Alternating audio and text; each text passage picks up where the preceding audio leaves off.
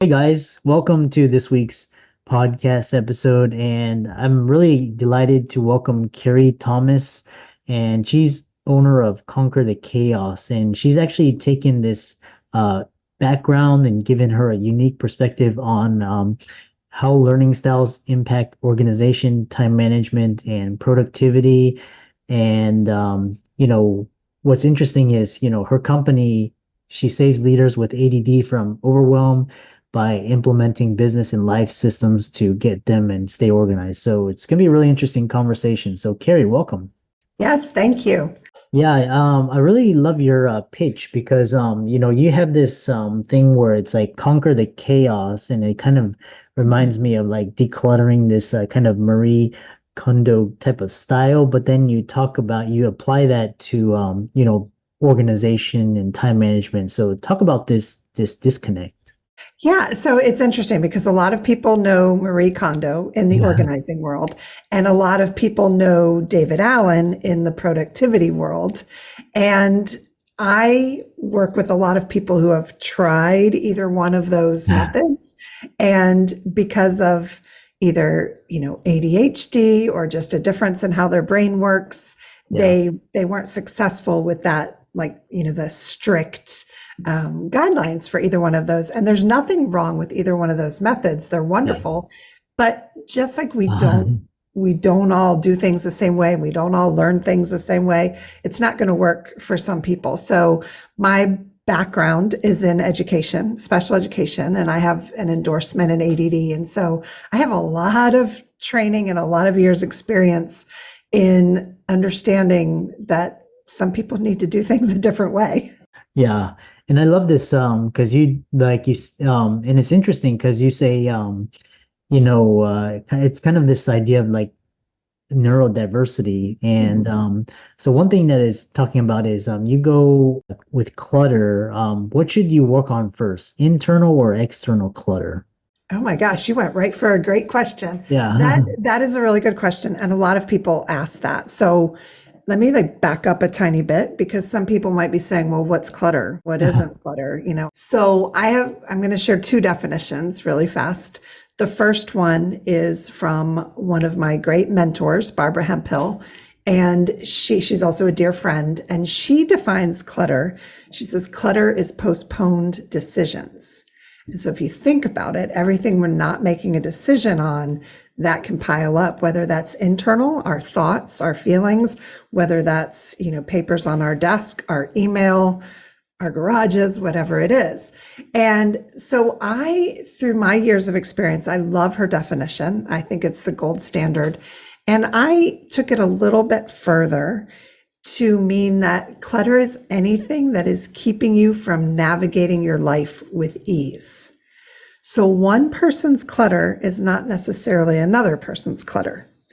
Some people, when they walk into their office, they can't think unless, they have a clean surface and a zero inbox.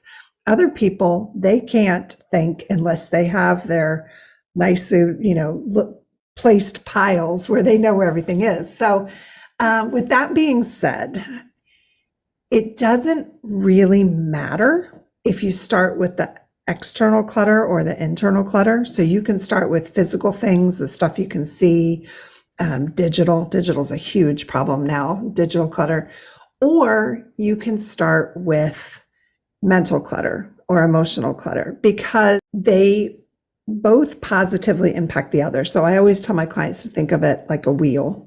So we've all experienced it. We clean out a drawer or we get our inbox manageable and you have that, like that relief, right? You feel better, which then gives you that burst of energy. Maybe you're thinking better thoughts, which makes you, feel better and approach your work in a better way. And so then it's easier to organize and it keeps going. And so if you start with internal clutter and you really clean up some of those nagging thoughts or those voices, through different methods that I teach, then you feel better and you might want to clean up your environment, which then leads you to be able to work on yourself even more. So I tell people to start one of two ways. Either start with the biggest thing that is really, really bothering you. And once that's gone, everything else is going to seem easy. It's going to be downhill. Or if, depending upon your personality, again, start with something small where you can get a quick win and you can be like, yes, look at this. I did this. So I tell people, declare a clutter-free zone, whether that's the corner of your desk or your kitchen counter, whatever it is. Just say to you and to everyone you live with, this is clutter-free zone from now on. Clean it up, make it nice, find a home for everything, maintain that, and then watch it grow. So there's one of two ways. You can start with the big stuff, get that over with, or get those quick wins. Yeah, I love that. And it can apply to also, like for example, student loan debt.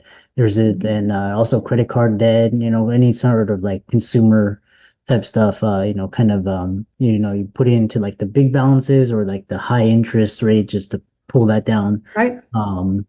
And yeah, it's And finance too, because if you think about it, it weighs on your mind. The life that you're meant to lead, it's always nagging. Yeah. It can cause problems. So that is a form of clutter. Yeah. Yeah, it especially that's why they say debt free and debt and the appropriate use of debt. Oh, my next question is so you talk about like internal external clutter, but you have this think outside the file box and you have learn ideas and specific suggestions for managing storage, filing, and current projects. Talk about this. Oh, okay. Yeah. Yeah, so you must have seen that on my speaker page. Yeah, so that's one of my more popular topics to talk on. Mhm. And it's based around the idea of what I said in the beginning, that everybody learns differently and everybody thinks differently. So there's your main learning styles, which is visual, just very quickly, like you learn best by reading, by seeing. Auditory, you learn best by hearing. Or kinesthetic and tactile, you learn best by like just diving in there and getting your hands dirty and moving and touching. So those just on the surface are the three main learning styles. And it really matters. If you know your learning style, there are some specific things you can do to set up your workspace and set up your projects for success. So without, going into my whole talk, for example, if you are a very visual person, color coding is going to be your friend. Those are the people that really like their color coded digital calendars and things like that. Even in their office, they like, color coding. Big whiteboards where you can see like a year at a glance calendar, that type of thing. Yeah. If you do have storage, like clear storage, so you can see what's in it, or some really nice labels, things like that. Lighting is a big one, like a quick fix that very visual people can make. So a mixture, not just really good lighting, but the ability to like turn it up, turn it down, natural light, table lamp, overhead. So little things like that people don't think of that change the way you feel when you're working, which changes your productivity. So for auditory people, you have to find that balance between not being distracted and turning off all your things that ding and chime, and also using those to your advantage. Like auditory people do well if they set reminders and alarms, but you don't want everything dinging at you. Auditory people, there's some science behind it, but just a quick interesting thing is auditory people do well if they set up their office in zones. So like, this is my paper processing area. This is my writing chair. This is, where I keep my supplies, not just everything mixed together. And then kinesthetic people really need to think about the ergonomics of their space. So a good chair, maybe a standing desk or sitting on a yoga ball, or just the texture and like the feel of things. Even their pen matters. So that's my favorite topic, because everybody that comes to that talk, even if they think, oh, I'm organized, I got it all, everything's good, they always hear something and have a takeaway. They're like, oh, okay, I'm going to go try that. So it does matter. Yeah. Yeah. It reminds me of, because I can't stand my wife's clutter, and she can't stand my clutter, but my clutter makes sense to me because I know her then but her idea of clutter is different than my clutter. So it's really Yeah. interesting how you um Yeah. I get that question a lot. I spoke to this one church group one time, and yeah. they were mostly older people, answer part, and I felt like I was a marriage counselor. Because they're like, what about him? What about her? And I mean, the best solution is for everybody to have like their designated space, Yeah. either the man cave or she's allowed to have a messy closet or a Yeah. lot of compromise. Yeah.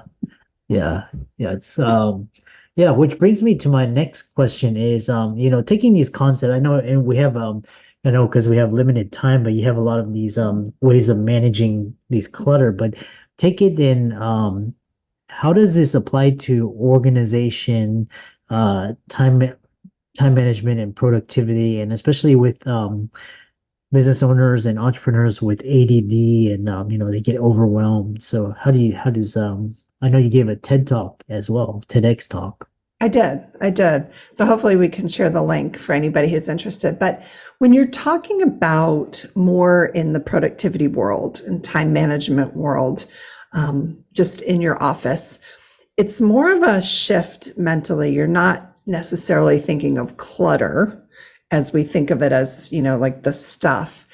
It's helpful to think of the flow of information. So everybody, whether you're a retired person that has mail coming in, or you're a solopreneur, or you're running a multi-million-dollar business, there's information constantly flowing in and out, whether it's mail, email, things people are telling you. And so when I work with businesses, that's mainly where the clutter is. It's in the systems. It's in, the paper and information or the digital information that comes in. Who's in charge of it? How do we disseminate it? How do we save it? And so I'm really good. One of my superpowers is looking at the whole picture and seeing where people either have. Yeah. So we were talking about how when you're looking at for business, no matter what the size of the business, how the most important thing is to look at the flow of information. So we were talking about that. And I said that where I come in, one of my superpowers, I believe I had just said, was either seeing or both seeing the gaps in the systems or the redundancy in the systems.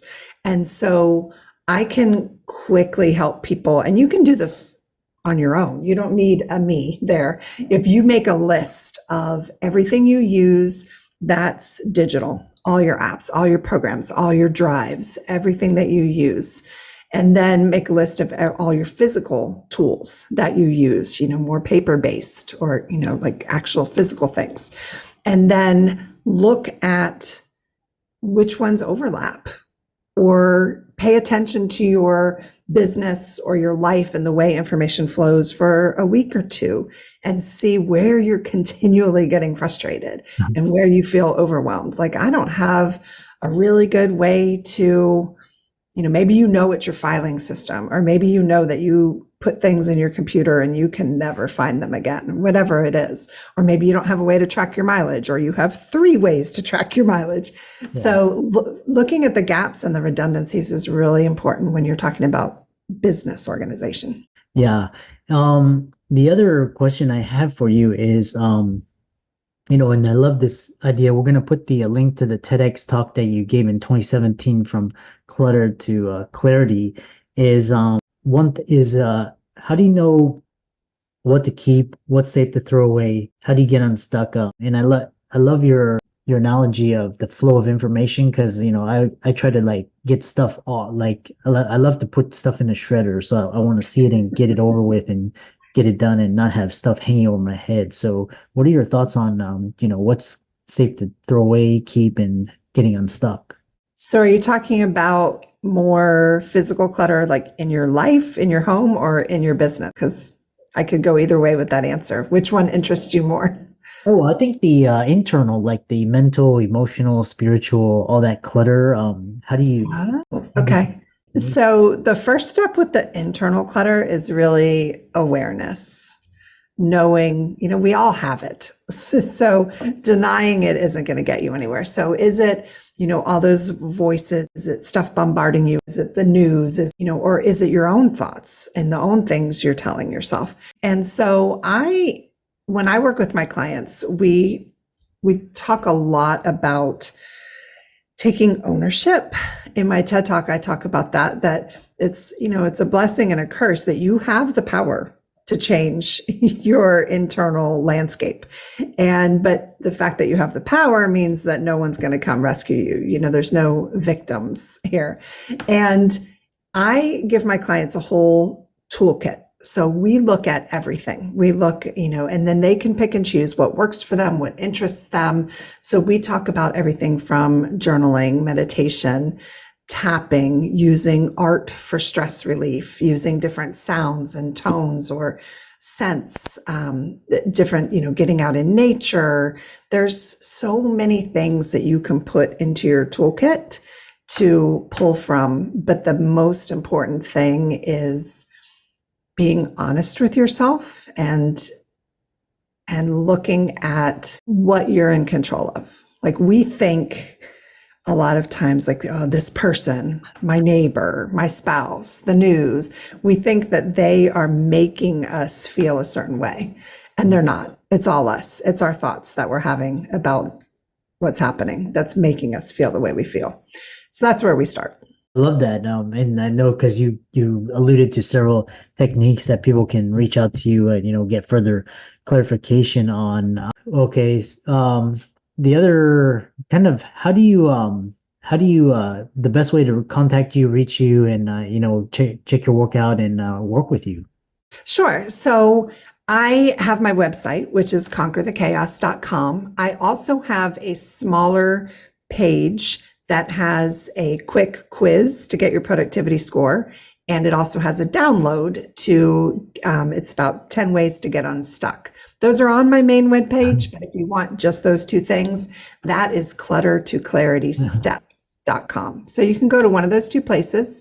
My TED Talk is on my website, conquerthechaos.com. And there's different ways to get in touch with me there. And yeah. I also have a Facebook group that I love that I started in January of 2020. And we look at all the types of clutter, because I think that's what separates me is I have this training in the business side of things, but I really am passionate about the other because I know what it can do for your life. So in the Facebook group, we look at all of it, and that is called Less Clutter, More Peace. I love that. I love that. And for all the audience out there, let's thank for coming on to the show, and be sure to check out again her TEDx talk and all of her resources. Give her socials a like and follow. Like I said, I've always been interested in decluttering and this concept, and thanks so much for coming on. Yes, thank you for having me.